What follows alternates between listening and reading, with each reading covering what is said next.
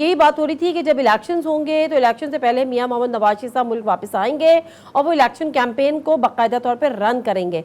अब अगर election postpone होते हैं, जिस तरह से होते हुए दिखाई भी दे रहे हैं, जो इलेक्शन कमीशन ने भी जो प्रेस रिलीज जारी की है उसके मुताबिक, क्या अभी भी नवाज शरीफ साहब सितंबर में ही वापस आने का इरादा रखते हैं या इलेक्शन की डेट अनाउंस होने पर वो आएंगे?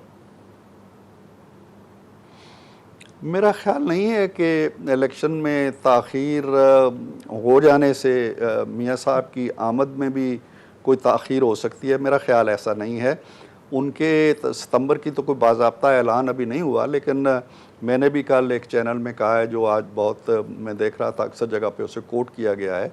मैंने ये कहा था कि सितंबर के अवाखिर में उनकी तवक्को है वो आ सकते हैं, अक्टूबर के अवाइल में आ सकते हैं। और उनकी आमद जो है वो फरवरी के इलेक्शन से नहीं जुड़ी होगी, वो 90 डेज़ के इलेक्शन से ही जुड़ी होगी और वो उसी के मुताबिक अपना प्रोग्राम बनाएंगे।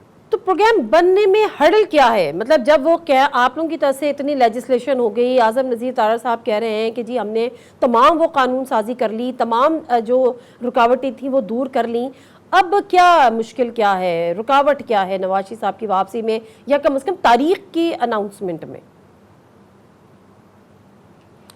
ये मेरा ख्याल है कि अभी जहाँ तक मेरी मालूमात हैं, मियाँ साहब ने एक जो मशावरती अमल है उसका आगाज़ किया है और मुख्तलिफ़ जमात के जो सफ़े अव्वल के लीडर्स हैं उनके साथ उनकी बातचीत हो रही है और इस प्रोग्राम को हतमी शक्ल दी जा रही है और अनकरीब उसकी तारीख़ का ऐलान कर दिया जाएगा।